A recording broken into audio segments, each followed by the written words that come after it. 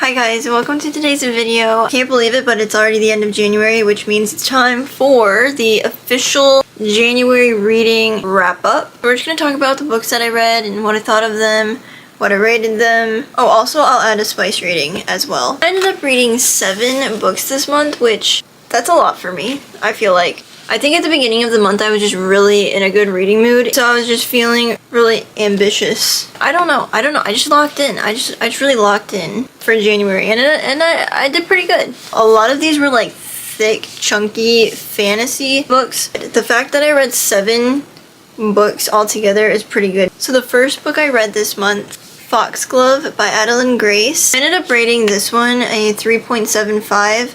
I rated the first book like I think like a 4.5 because I really loved the first book. But I really love these books. I love the storylines, and the romance is really good too. I think it's done really well. I don't want to give too much away because it is the second book in the series. It's basically following main character Signa, and she can't die. Also, Death is an actual character in this book, which I don't know, I thought that was really cool. So we're like solving like a murder mystery in this book and the first book, so they're pretty similar.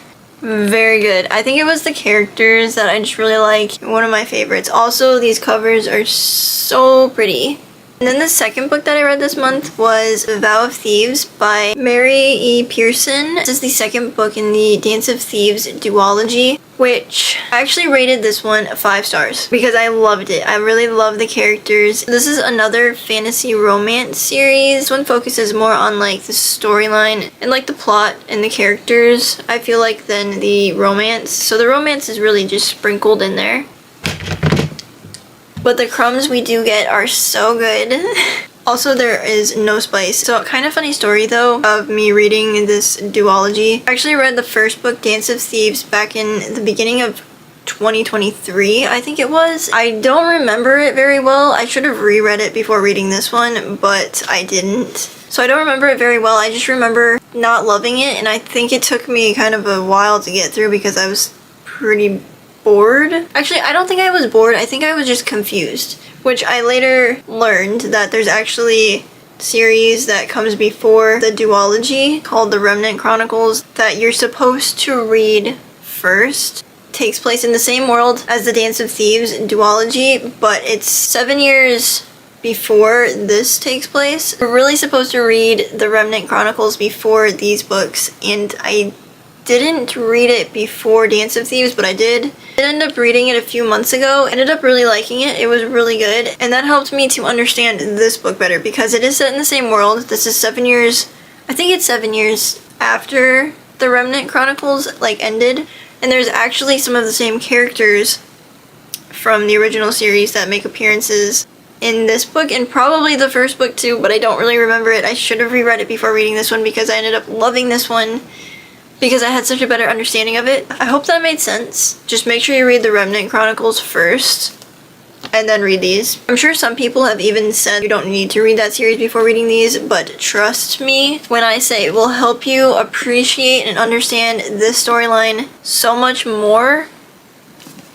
Also, that series was really good, so I don't know why nobody talks about it. And then the third book I read this month was The Unbecoming of Mara Dyer by Michelle Hodkin. Yeah, so I rated this book 3.25 stars. It's like a YA, not thriller, but it is a little bit spooky. The main character in this one is Mara, and she was in a tragic accident with some of her friends in high school, and she was the only one to survive the accident. Kind of just tries to move on with her life until some weird things start happening. She starts like seeing things, and then she can't really figure out what's real and what's not real anymore. So I feel like the characters said kind of cringy things a lot I don't love. Also, there was no spice in this one. I have hope that the second one could be even better. Alright, so then the next book that I read, like, stick with me on this one because I got a lot to say. The Iron King by Julie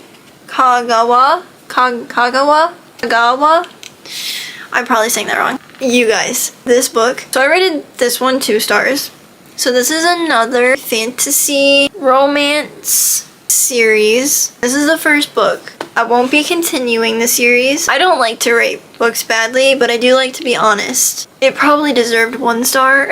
I feel like 2 stars for this one was actually generous. This one was so horrible, and I can't even believe I read the entire thing. I mean, it's not that long, but the writing just so cringy. It was like painful to read. The main character in this book, Megan, she's like getting ready for her 16th birthday. Her little brother ends up getting kidnapped by like this fae king and like taken into the magical fae world. Alright, Megan has to go to the fae realm, save her little brother. And I think that was such a good idea. Just really cringe. I can't think of a better word for this entire book and the characters than cringe. I should have DNF'd this one. Then the next book I read was The Unmaking of June Farrow by Adrienne Young.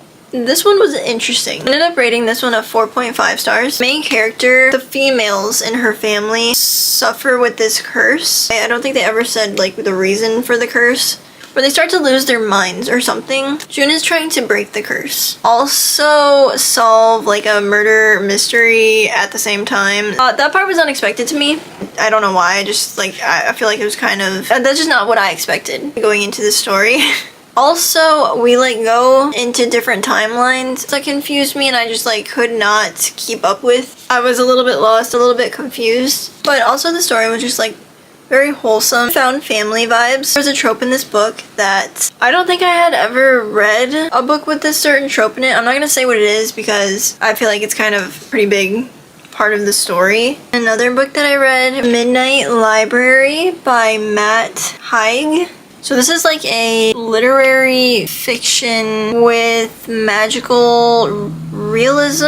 Ended up rating this one 2 stars, unfortunately. Just did not enjoy this book. I ended up starting this book and then it started so sad and depressing that I put it down.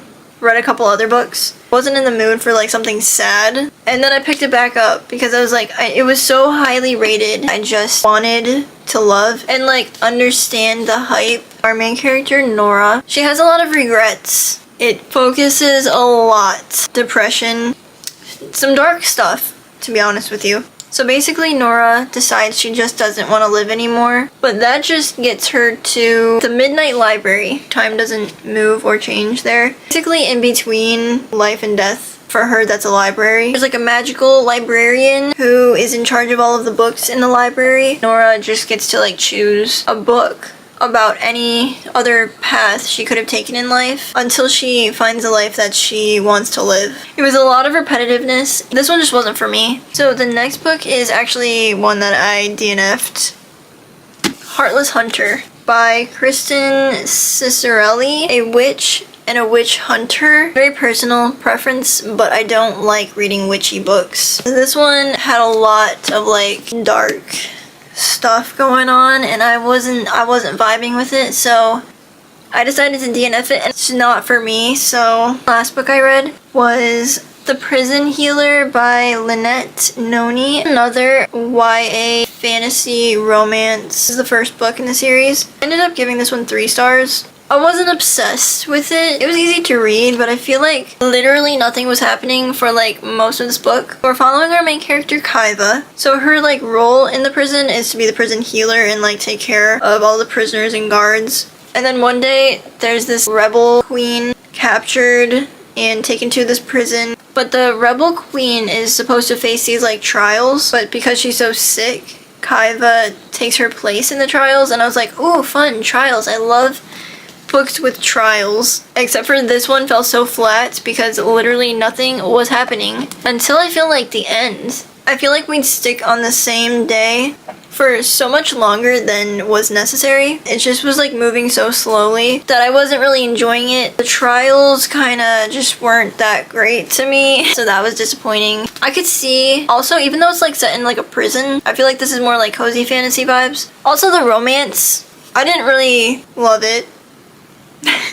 I don't know why. It wasn't bad or anything. I don't know, something about it was just kind of off to me. But yeah, I could see a lot of people enjoying this series. I'm not sure if I want to continue the series or not, but I do really like the cover though. The cover is really pretty. So I would like to have all the books because I like the covers, but I don't know. I don't think this one was for me. Alright guys, hope you enjoyed me yapping for ever. Overall, I think it was a good reading month. Thank you all so much for watching. Also, comment down below what your favorite book you read in January was. I would love to see. I guess I'll see you in the next one. Bye bye.